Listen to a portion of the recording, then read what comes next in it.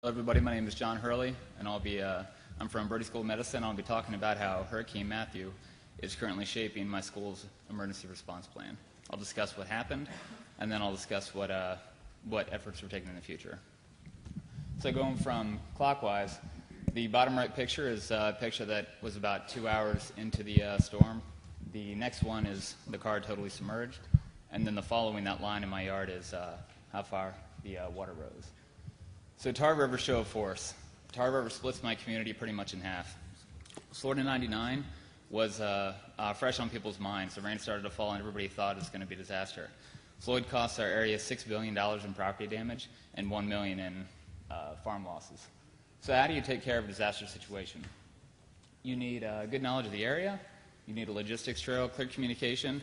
You need awesome people that are working for you that are passionate for helping out. Team delegation. We didn't have the Avengers, so it was just us. We had 2 student leads, myself and somebody else. We had 1 dean that was very supportive, and then we had a medical student body, 360 people strong. We also had dental, physician assistants, and nursing. So Monday morning meeting happened on Saturday night. It was Monday morning. 75 people showed up. We said, hey, we need evacuation crews, we need convoy teams, and we need logistics teams. The evacuation crew immediately started working on the long-term care facility to get people out. The shelter medical support immediately dispersed and started helping out the American Red Cross, and the convoy team started going through the floodplain. They found a downed horse, they found a submerged ambulance, a walkie-talkie, and several people that were housebound. Within 24 hours, we had 7 teams, 15 people each, over 150 strong medical students and community people, including a dental team as well as a debris cleanup team. Tuesday, it continued on. We started creating a flood wall to protect the long-term care facility.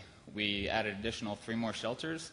We separated a team to work with the Goodwill, a team that would work with the food bank, and 1 for the Salvation Army. The overall day, I wish I could have included bigger pictures. 16,000 pounds of potatoes is quite a feet. 1.5 dump trucks full of food at the pantry they sorted out, and greater than a half-mile wall of sandbags. We were ready. Wednesday through Friday was kind of a shift from taking over and trying to support the community to more of a support role with the American Red Cross as federal aid showed up. We continued on with a sand wall. The dental school started handing out hygiene kits, and then we continued on with food delivery and debris teams. River Team North and North Pit were 2 of our people above the river that were projected to be cut off. All of our shelter students went ahead and they started doing hand screening, health hygiene. They started working through the donations that were flooding in, portable showers, etc. And they also were doing viral illness education because there was 1 documented account of hand, foot, and mouth disease. Lessons learned. Infrastructure changes. We literally went from nothing, hanging out on Saturday evening, to realizing that the weather forecast was wrong, which is a shocker. I had to understand my own limitations, manage the expectation of our volunteers, as well as go from my past experience of leading military soldiers to leading civilians. So we decided, let's not have this happen again. Let's create an SOP, a standard operating procedure for disaster, because we get hit with hurricanes a lot. So we needed team types, team members, and team kit, because he who plans to fail, or fails to plan, is planning to fail. We needed an institutional lead at the academic level.